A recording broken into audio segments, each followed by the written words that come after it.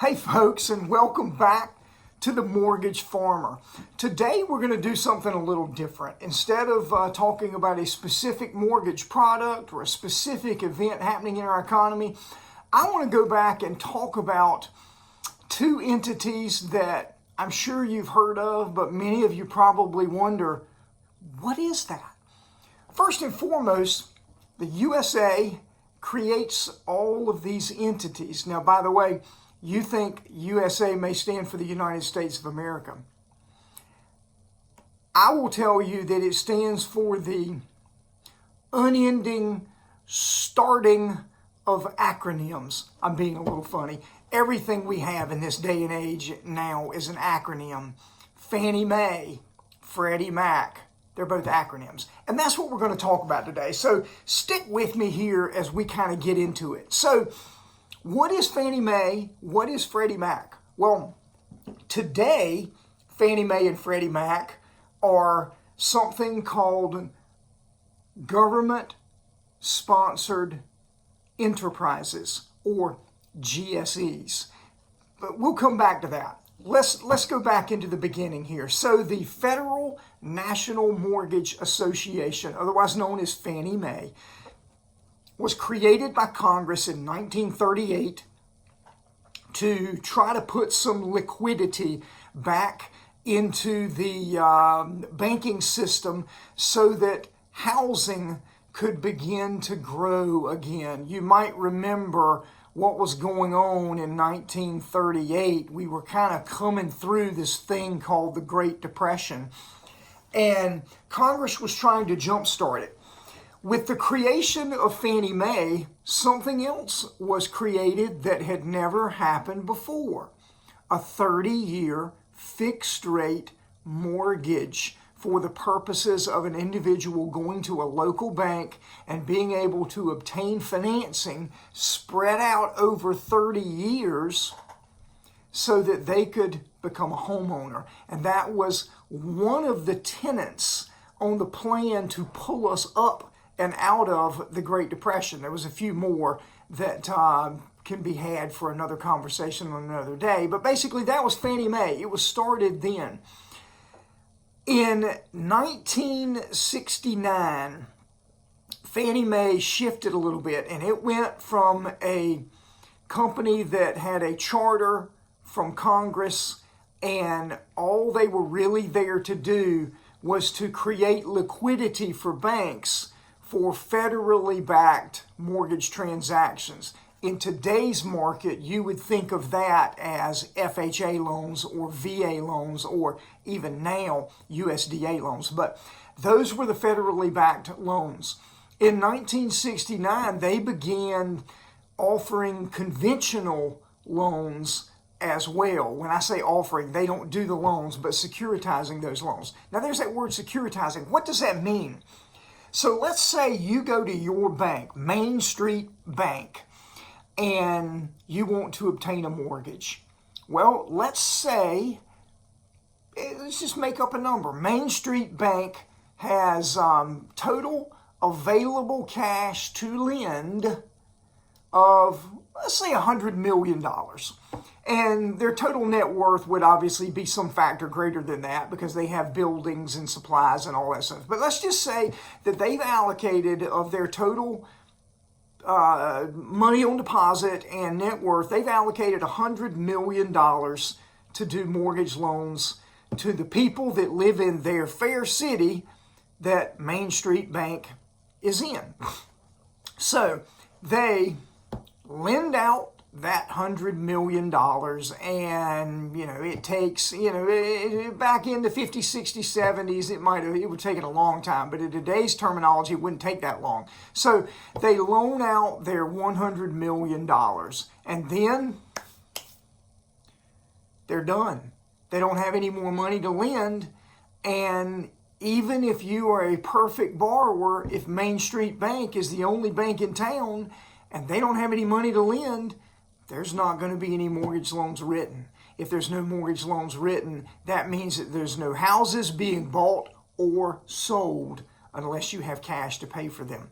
And we know that while that is a rarity, it happens occasionally, it is not the norm. So we've got a problem. So Congress created Fannie Mae back in 1938, and now we're in, let's just say we're in sometime modern times, maybe in the 90s or something like that, when we're giving this example about Main Street Bank. So Fannie Mae would come in and they would do what's called securitizing that money.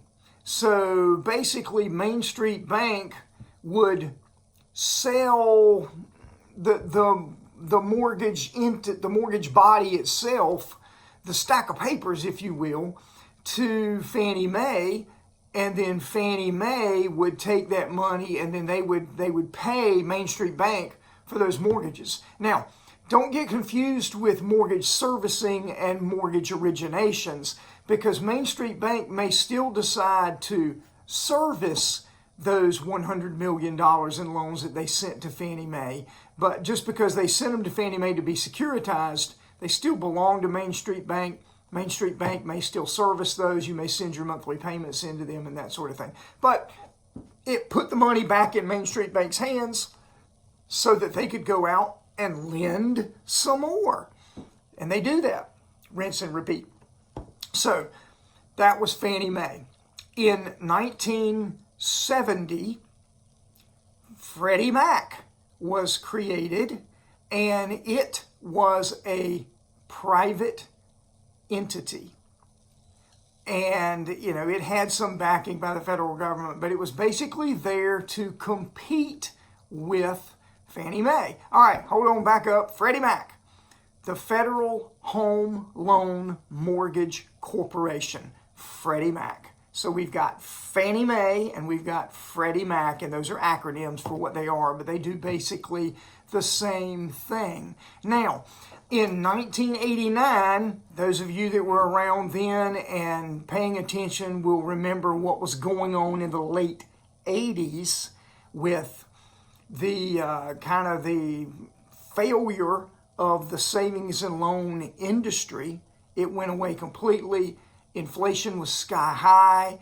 If you aren't old enough to remember it, ask your parents or grandparents about what was happening in the late 80s as far as interest rates go and what those interest rates were. It was a crazy, crazy time.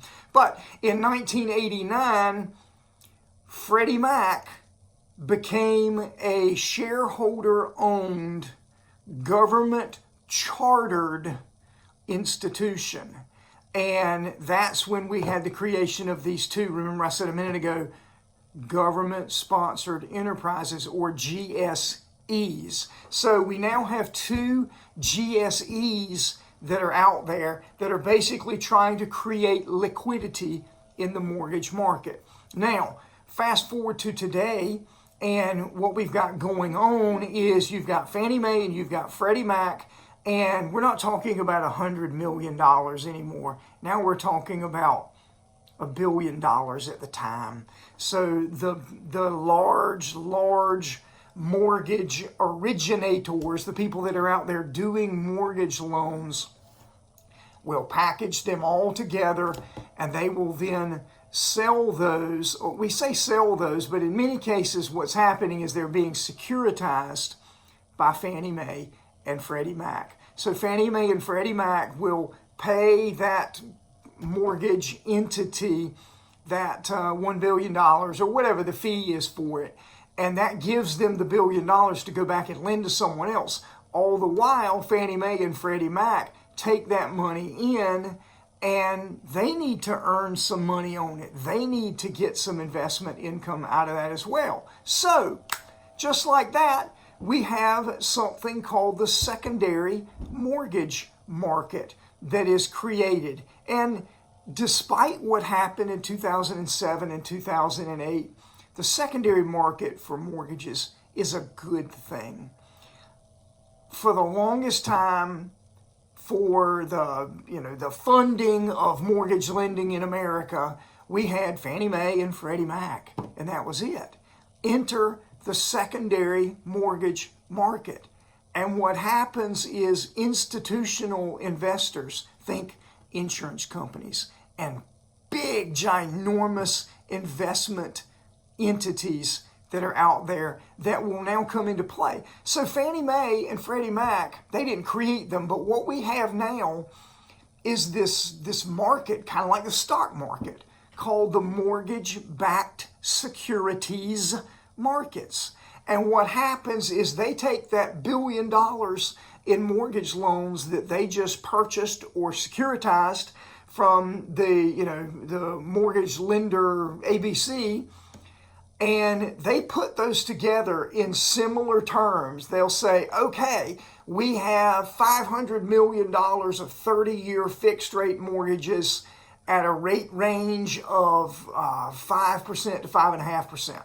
We have $250 million in 15-year fixed rate mortgages at a rate range of 4% to 4.5%.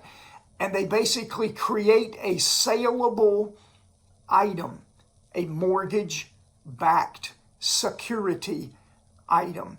And that then allows all of these periphery investors to come in and create liquidity in the mortgage market. It's a good thing. Those institutional investors and insurance companies can earn a reasonable rate of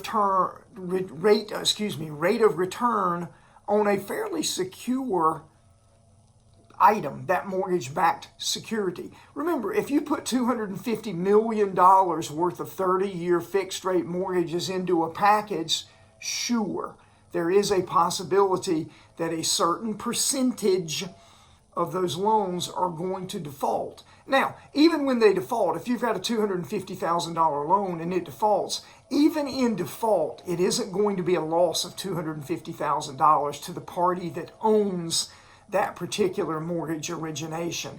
It will be some factor less than the 250, or it would have never defaulted, but certainly much greater than zero. So it isn't, as bad as it may seem. Now, we could go back to 2008 and talk about what may have actually happened there, but we don't need to do that in this case. I wanted to just take a brief moment and help you understand who is Fannie Mae, who is Freddie Mac, and what part do they play in the creation of a seamless mortgage origination to mortgage servicing phenomena in our economy. Everybody gets talked bad about it one time or another. I'm sure the people are talking about me right now behind this video. Look at that guy. So they all have what we call warts on their frog. Fannie Mae is not perfect. Freddie Mac is not perfect. And by all means, the organizations, the congressional things that happened to create them were not perfect either. But they provide a service and they create liquidity for the mortgage market. Think about it this way. If they didn't exist, unless the secondary mortgage, and by the way, if they didn't exist, it wouldn't be a secondary mortgage market, it would be a primary mortgage market. But if they didn't exist, likely the secondary mortgage market wouldn't exist. And all that would happen is that each and every bank that had money to lend would lend until they had no more to lend, and then they were done. And if you were in a community with limited resources, maybe there's only one bank in town. When they run out of money, there's not going to be any more loans out there. So there are positives to this Fannie Mae, Freddie Mac, Federal National Mortgage Association, and Federal Home Loan Mortgage Corporation. Many people think of them as brother-sister, like a sibling kind of thing. We talk about that in the industry quite a bit. But without them, where would we be? Now, should they be shareholder-owned and one of the shareholders happens to be the U.S. government? That's a conversation for another day. It's a conversation I'm not going to get into. People have opinions about that. I'm sure you have an opinion about it as well. That's great. If you want to leave your opinion down in the comments, I would love to hear it. Be respectful of others in your opinion. Let's remember that this is a public forum, and I'm not really interested in getting into arguments and belittling other individuals because everyone's opinion has value in the right context. So, Fannie Mae and Freddie Mac, that's who they are. That's what they do. That's the role they play in allowing you, the consumer, to be able to go out and buy that house that you wanted on First Avenue from Main Street Bank. I hope you've enjoyed this video. I really hope you'll hit that like button, and by all means, please hit that subscribe button. We grow this channel based on the traffic that comes from these videos. I really hope you've learned something about these acronyms that keep coming up. Thanks again for joining me here on The Mortgage Farmer.